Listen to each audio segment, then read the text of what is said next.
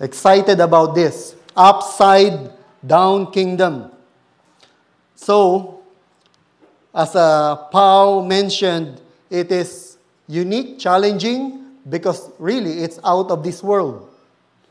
Because it comes down from heaven. All of those items that she mentioned and we heard. So our main text for this entire series is from Mark chapter 1, verse 14 to 15, which is, you heard it several times, the kingdom of God has come near. Repent and believe the good news. Repent and believe the good news.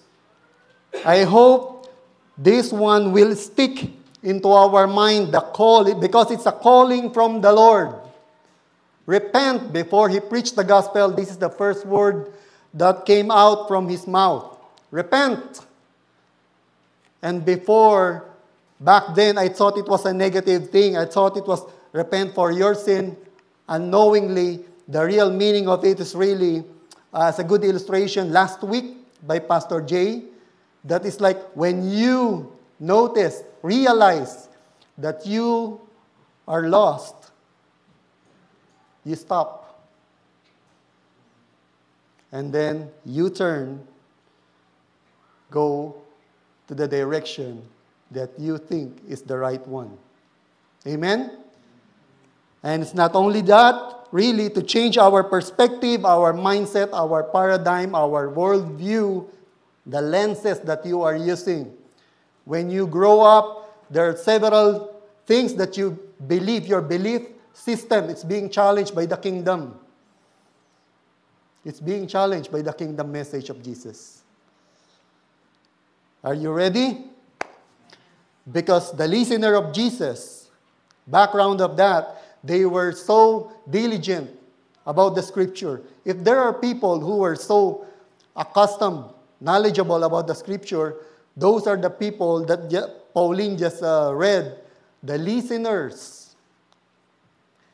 They study the scripture diligently, as according to Jesus in John chapter 5, verse 39. Knowing that you may have life, but you refuse to come to me. You refuse the message of the Lord. And you heard about this already, read by Sister Pauline.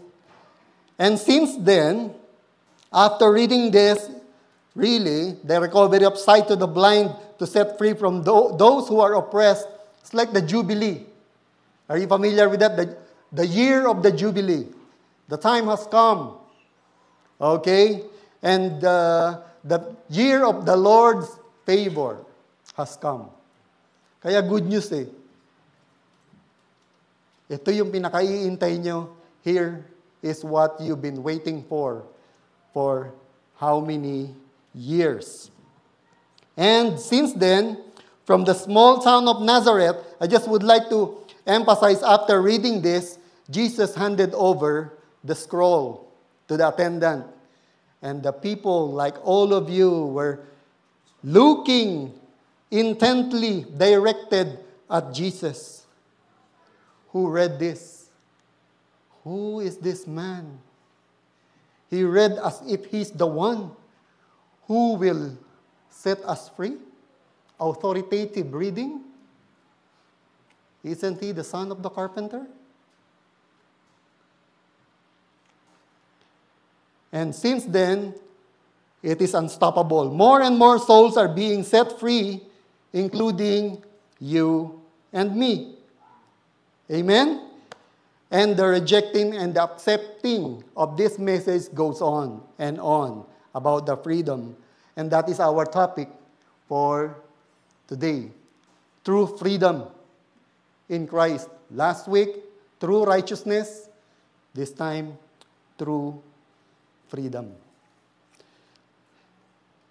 From John chapter 8, verse 31 to 36, and Luke chapter 4. So this gospel message, church, is so powerful and unstoppable. It transcends every culture, race, and nation. That's how powerful the gospel message is. Kaya nga nakarating hanggang Punoke, from the small town of Nazareth where Jesus grew up. Imagine, now we're listening this unstoppable. Amen. Unstoppable. It's not an accident that you are listening. This message is a living word. It is alive and active. And I need you to notice a simple truth.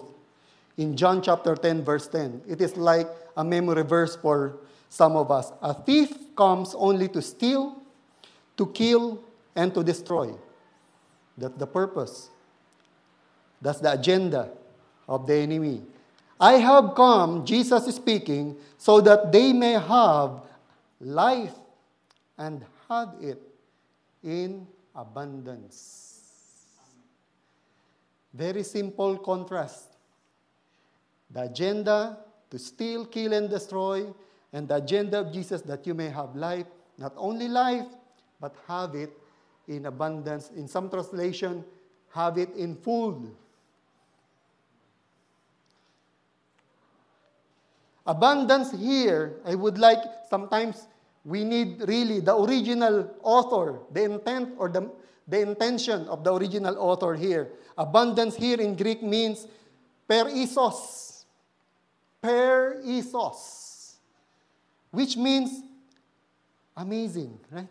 Exceedingly abundant. Beyond measure. Over and over. Supremely, super added, parang super duper. Extremely extraordinary. I just limit it there, but when you read the original context of that one, surpassing more than necessary. That is God's desire for you and me. The life that is exceedingly abundant, beyond measure. Isn't it encouraging? That is so wonderful and exciting. It's just a simple, abundantly. That's why I'm so excited whenever I greet some people. May the abundant blessing of Christ, of God in Christ, be upon you. I declare the authority of the word of Jesus in your life. Hallelujah. Now, if that means super duper good or super added, my question to ask, because I asked this question to myself, am I experiencing it?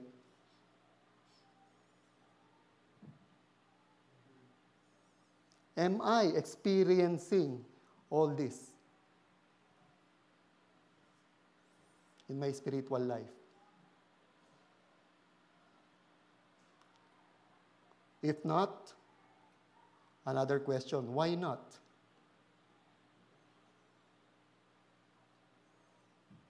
Couple of reasons.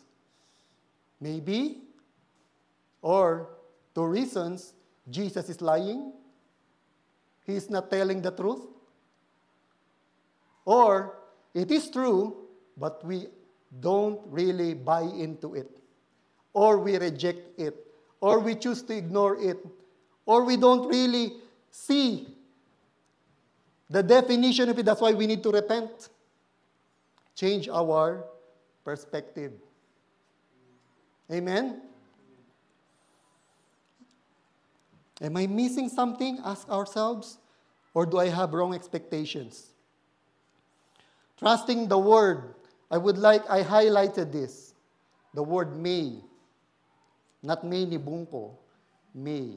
But it's good to be reminded.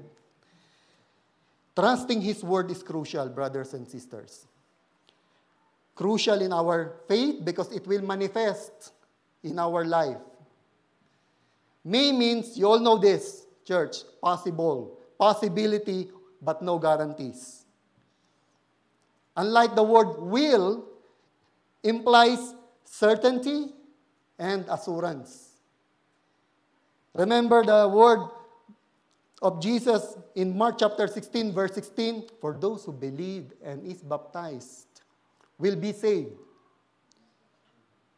You will be saved if you truly believe and baptize.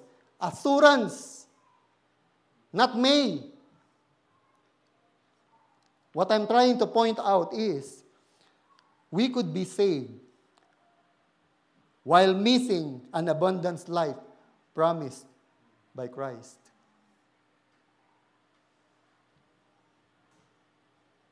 Does it make sense? Similarly with our main passage.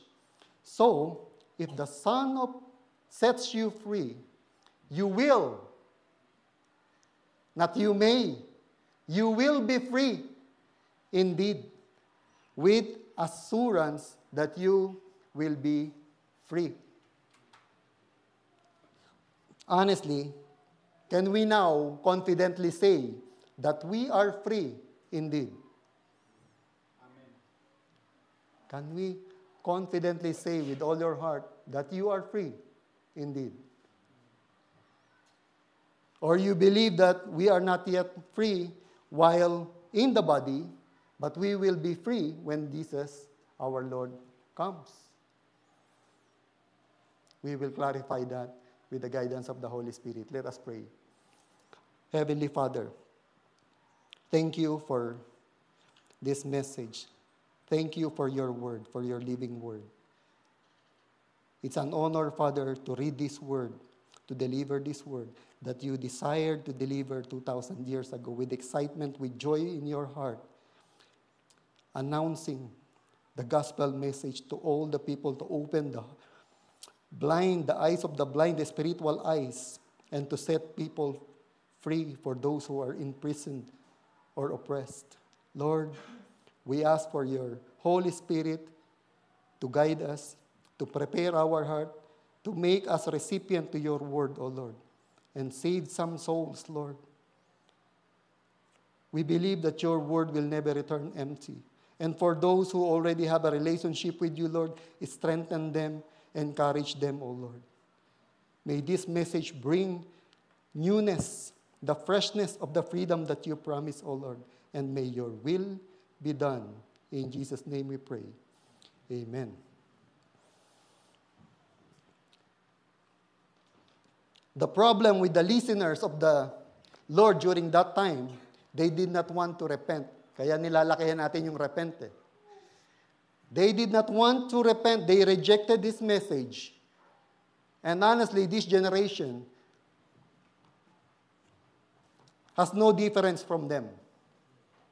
There is still acceptance and rejection of the message. Right? Let us first define freedom. When you say freedom, ano yung unang-unang pumapasok sa isip natin? Kasi ito yung topic natin, to define according to the world and according to the word of Jesus.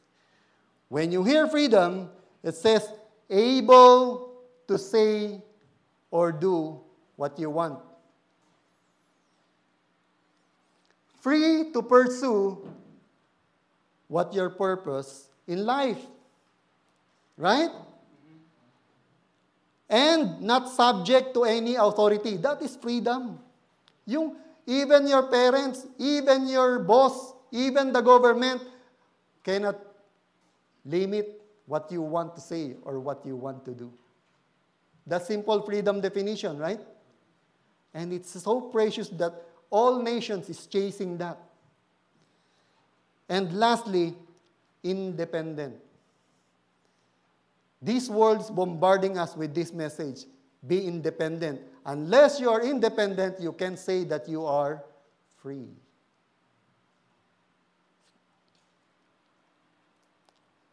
While written on fire. Freedom, according to Jesus, is able to say or do what God wants. Not what you want, but God wants. Free to pursue God's purpose in your life, not your own purpose. Amen? And under the lordship of Jesus Christ. Under the lordship of Jesus Christ. And lastly, fully dependent on Him. That is Jesus' freedom. Jesus' freedom that He promised. To simplify it, True freedom is not doing anything you want to do, but giving all of yourself to what God has called you to do. That is freedom. Hallelujah. That is freedom. Now, which lens are you using? Which lens? What is your definition of freedom? What do you want? This one, what the word chases, or this one, what Jesus promised? Internalize it. Reflect on it, mga kapatid, because napaka-importante po nito. Which definition of freedom do I believe?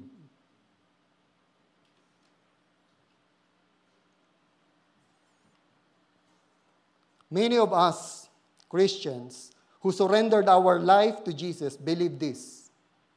Amen? We believe this. The sad truth is, we still find ourselves having a mindset of worldly freedom while believing this. Our interpretation of this is worldly freedom. That's dangerous. Why? Because we're wondering. Same thing happened to me. Why we feel that way? That our freedom has been taken away the more we spend time following the Lord. The more I spend time with the ministry, kingdom ministry, the more I feel being in prison that I want to break free. Pahinga muna. Nakakapagod. I'm tired. Do you feel the same way? O ako lang yun? Buti pa kayo lahat free.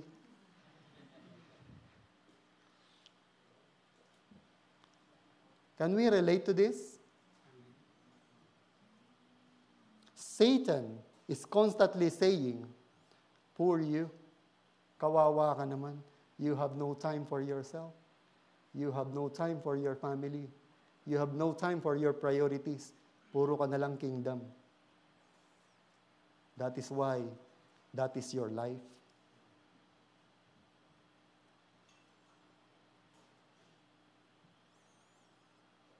And there is no heartbreaking truth than to see God's children after receiving Jesus, is still chasing the freedom being offered by this world. That's the sad truth, heartbreaking truth, I believe, in the heart of our Lord.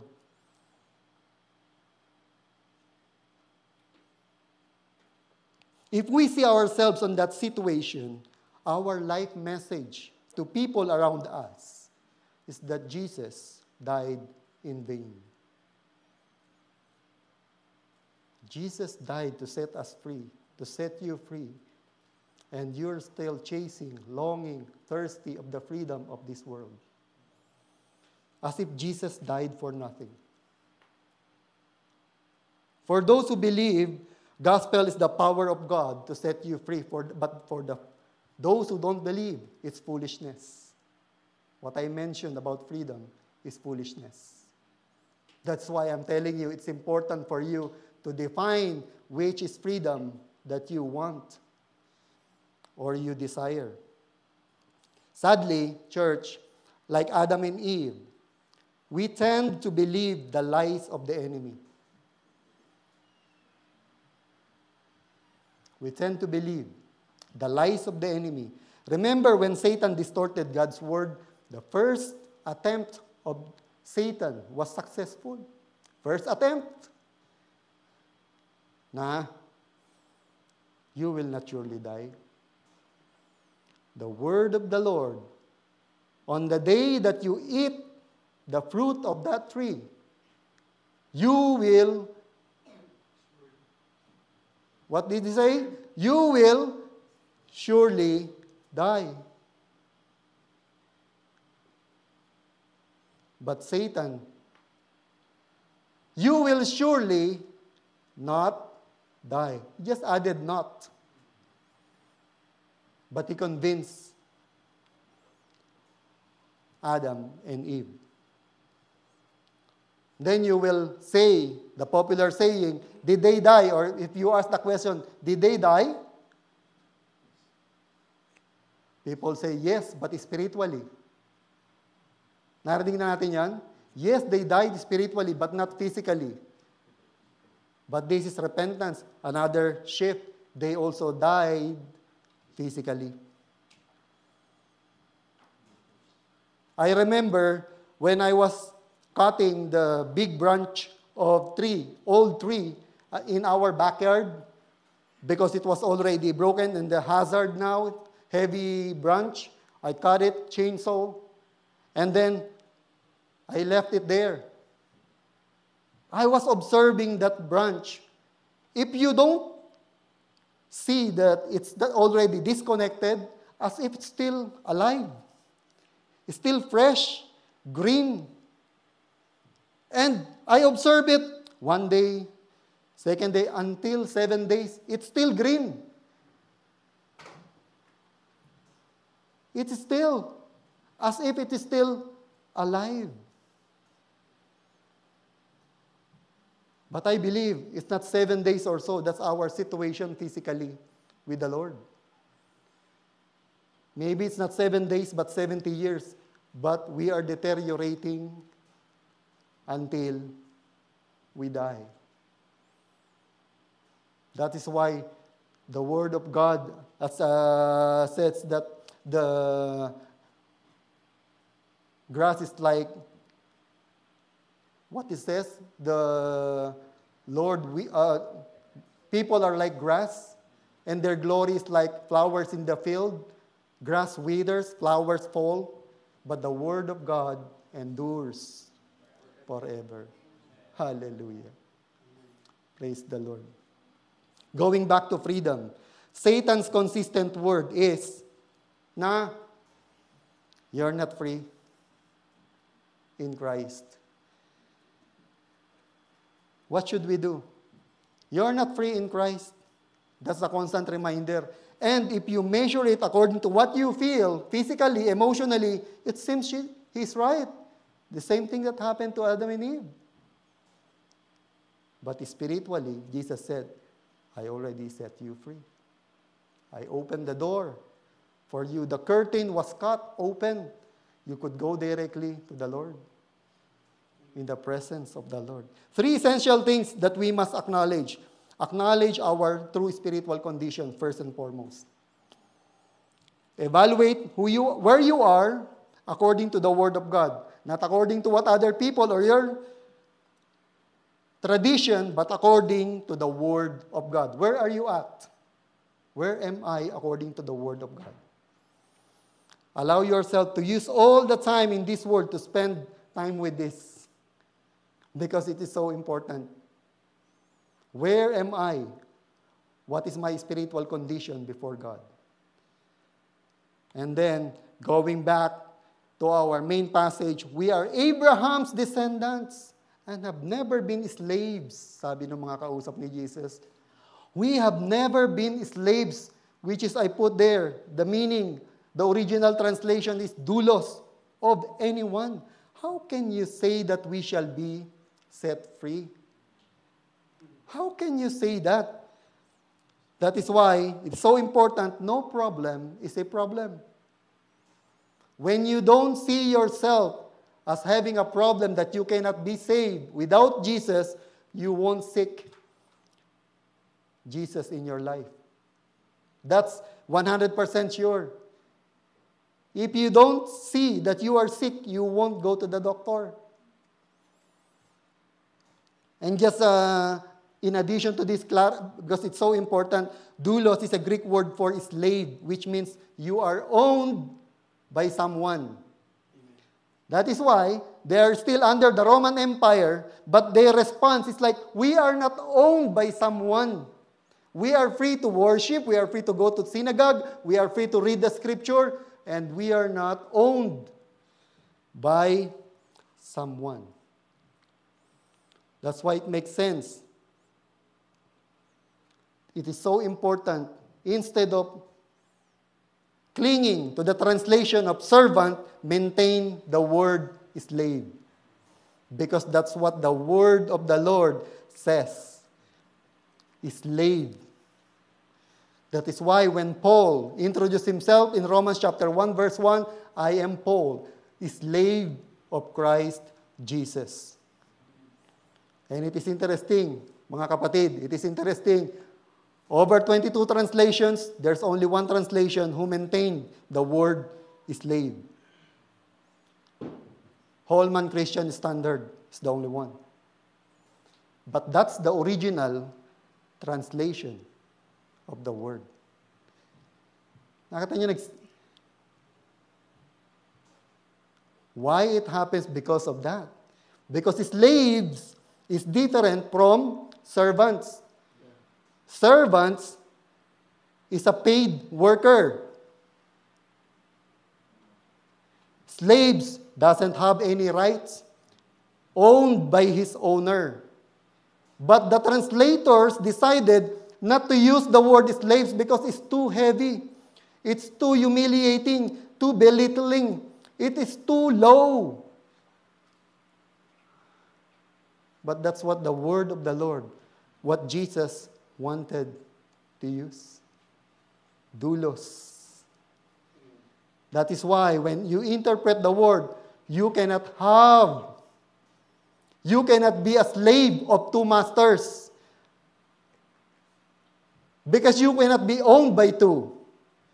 But when you switch the servant, you cannot serve two masters. It can. Actually, you could have three or more you could serve three or more employers. Because of that simple word. But if you cannot be a slave of one master, you cannot serve, or you cannot be a slave of two masters. So what was the response of Jesus? Truly, truly, I say to you, everyone who commits sin is a slave of sin. Sin owns you. Now the slave does not remain in the house forever, the son does remain forever. Meaning, a slave of sin does not remain in the house of the Holy God, but only the Son. Amen? I myself was like these blind people, blind Pharisees. I could not see that I was a slave to sin. I could not see it. I could not feel it. Pinagmamalaki ko pa nga yung mga ginagawa kong kamalian eh. No guilt. Never felt about being a slave. And praise and glory to the Lord that He allowed me to see that. My wretchedness, my brokenness, so that I cling to the promised life of our Lord Jesus Christ. Our status changes from being a slave to sin to being a slave to righteousness. Okay? Slave ka pa rin. From being a slave to sin, you will become a slave to righteousness. Paul wrote it simply, you have been set free from sin and have become slaves to righteousness. Righteousness now owns you. We must first recognize that we are a slave to sin, who needs a perfect Savior who can save us from eternal punishment. So we all need first to be saved from the penalty of sin. And for those who are in Christ, there will be no condemnation. Freedom from the penalty. That is why you are free. Free from what? Penalty or punishment of sin. Romans 8:1, there will be no condemnation for those who believe. Freedom from penalty. And you're not of your own, you are bought with a price, with the precious blood of Jesus Christ. And after having a new life in Christ, you have to work out your salvation. That's the sanctification. Lagi nating naririnig to. Later, I would simplify it as well to help you remember this. In sanctification, you must acknowledge that you are now also free from the power of sin.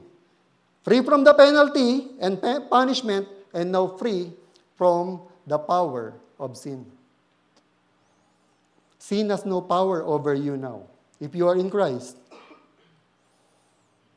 you are now under the power of grace in Romans chapter 6, verse 14. You are not under the power of sin. You are now under grace. The power of grace. It won't happen overnight to be free from deeply rooted sinful habits, but one at a time, from old self to new self. That is where we will spend the rest of our lives to continue to follow Jesus. And He is enabled to continually do that. How? How? If you continue in His Word. That is conditional. If you continue in my Word, then you are truly my disciples, and you will know the truth, and the truth will set you free. Conditional. If you continue in my Word. You need to continue to abide in His Word as a follower of Jesus. Remember our youth. Decaf, deny yourself, carry your cross, and follow me. Decaf. Deny yourself, carry your cross, and follow me. It's not just simple denying yourself, but killing, slaying yourself, the desire of your flesh.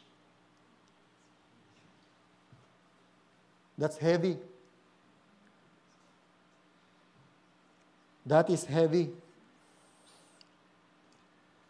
It's a lifelong process, mga kapatid. It is like it doesn't stop in John 3:16. Majority of Christians stop in John 3:16. Oh, man.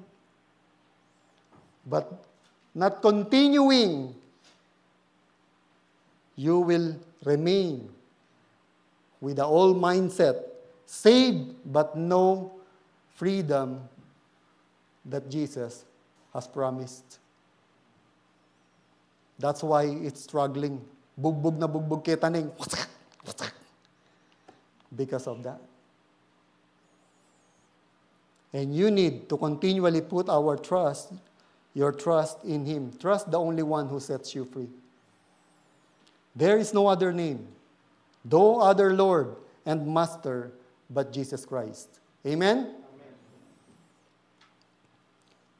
Not your word, nor my word, nor the word of the most powerful, influential people in this world, even the GOAT or the greatest of all time's word. No, only the word of Jesus that will stay. All of them will fail. Even my words will fail. Only in His word, no one but Jesus alone. And remember this, church, you are owned by whom you are following. You are owned by whom you are following. Dati hindi ako naniniwala dito eh. Pero it's easier to identify if it's vices. But if it's good things, you won't see this as a problem. Like before, for example, 15 years I was hooked. Smoking habits. 15 years.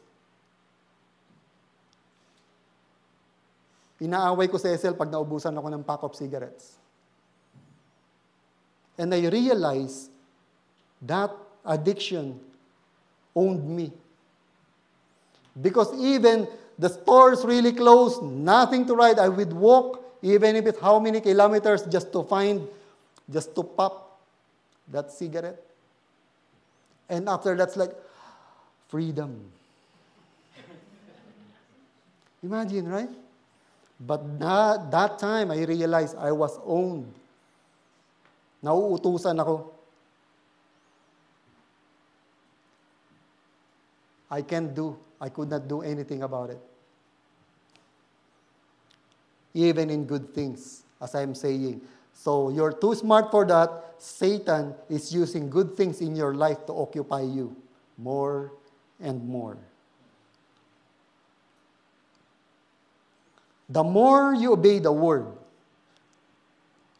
of the Lord, the more you will know Him. The more you will know your Master. The more you know Him, the more you see the holiness of Him and your own wretchedness. Yung kadumihan mo, lalo mo makikita. That is why Paul in his later life, I'm a wretched man. I'm the sinful, the sinners among sinners, the worst among them. Because the more he could see that, the more he want to desire to gain Christ daily. The more you see the surpassing worth of knowing Jesus, you will chase Him. And the more you chase Him, the more you bear fruit. And the more you bear fruit, the more you will shine. The more people will notice Jesus through you. And now it's easy to make disciples. That is why discipleship fails. When your life, even your life, kumbaga sabi ko nga, you are asking for pampasexy or pampaganda, pampabeauty. Pampaganda ng kung ano-ano, beauty products or healthy products, and look at you. How could you convince people? The same thing with the gospel. The same thing with the gospel. Consequently, more and more people are wanting to be the disciples of Jesus because of your transformed and fruitful life. Amen? And until the truth will finally set you free from the presence of sin. Ito yung pangako, free from the presence of sin. So to help us remember this, i-recap ko lang, past, present, and future. It only applies to those, this first stage is for those who surrender their life to Jesus. If you don't have any idea about our plan to surrender your life, any desire to surrender your life to Jesus, it's out of this. But when you surrendered your life, you are justified. When you are justified, you are transferred into the kingdom of light. You are being sanctified. This is the present. And in the future, you will be glorified. Okay? And this, what our message is, you were freed from the penalty of sin. At present, you are being set free from the power of sin. In the future, you will be free from the presence of sin. Wala na doon. But this time, here we are. All our lives will be in here. But it doesn't mean that you are working out your salvation. It doesn't mean that you are not saved. No, you are already justified. You are just working out what is given to you. And it's a good example of the Lord is the Egypt, the wilderness, and the promised land. It's so easy to see the metaphor when you see it that way. Egypt, the promised land, is the foreshadow of all these things. Amen. Are we familiar with this? Amen. The final blow that freed the Israelites from the bondage of Egypt when they put the blood of the lamb on their doorpost. Ito yung panghuli, the tent, and it broke when it killed the son of the Pharaoh. He allowed them to go because of this. And they were all spared, regardless of their characters, regardless of their educational attainment, regardless of their personality, they were saved because of the blood of Christ. That's all. Amen. Saved by the blood of Christ. So no one can boast.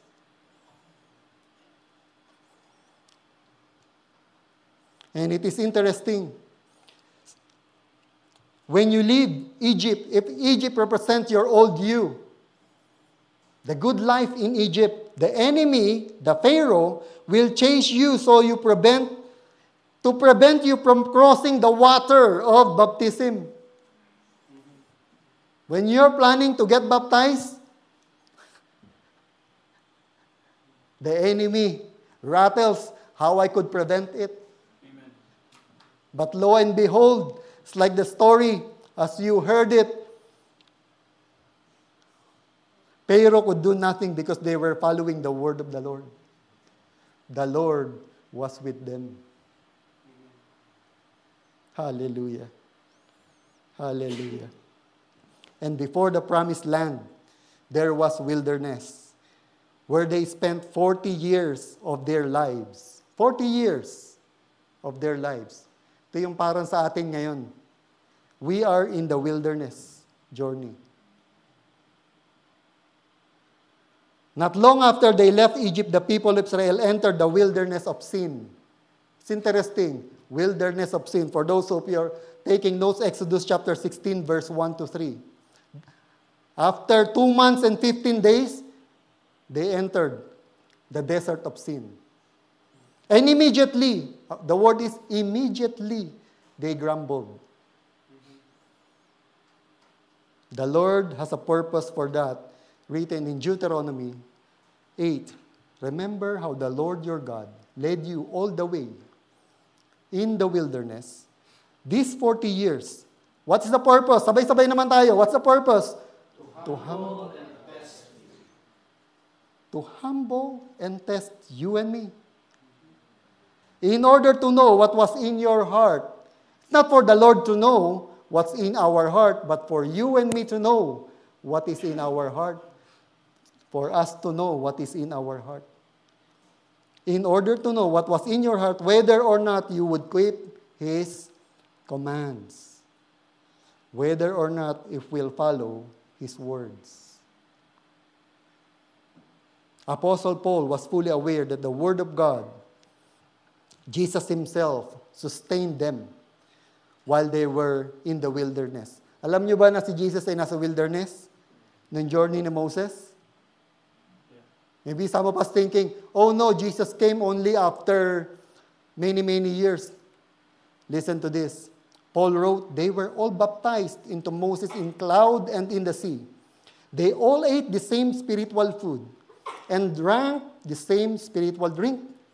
For they drank from the spiritual rock that accompanied them.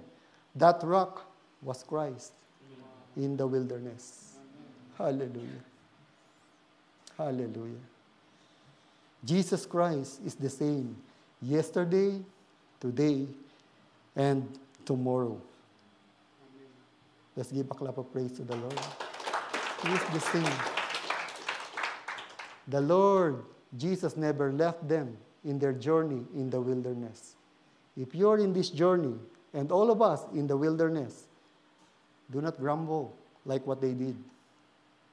The Lord was with them, and the Lord was with you. Sabi nga ni Bro Jerwin, di ba? The true freedom comes only to those who fully surrender their lives to Jesus, who embrace being a slave of Jesus. True freedom comes only to those who see themselves as slaves, doulos of Jesus. If you see yourself that you are owned by Jesus, you will be free indeed. And you will have abundant life promised by Jesus. Remember that, brothers and sisters. True freedom, because He's the only master who wants to give you freedom. Imagine that, the only master and Lord who gives you all that He has. His Father will become your Father. His Spirit that raised Jesus from the dead will be yours. His love, joy, peace out of this world, the rest, the eternal life will become yours. Our Lord is delighted to give you even His own kingdom. Saan ka makakakita ng ganong Lord? Where could you find that kind of master? And He eagerly desire it for you and me. Hallelujah talaga. Praise the Lord. Amen.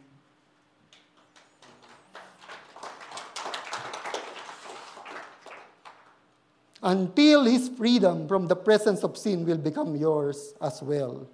Repent, brothers and sisters. Continue to abide in His Word. And our goal, yung takeaway nung makikita nyo, is to become like Paul as how he see himself. True freedom is freedom from yourself. That's why he said in Galatians chapter 2:20, I have been crucified with Christ. I no longer live, but Christ lives in me. The life that I now live in this body, I live by faith in the Son of God, who loved me personally and gave Himself for me. Repent again, brothers and sisters. Continue to abide in His Word and be blessed abundantly in Christ and be free indeed. God bless us all.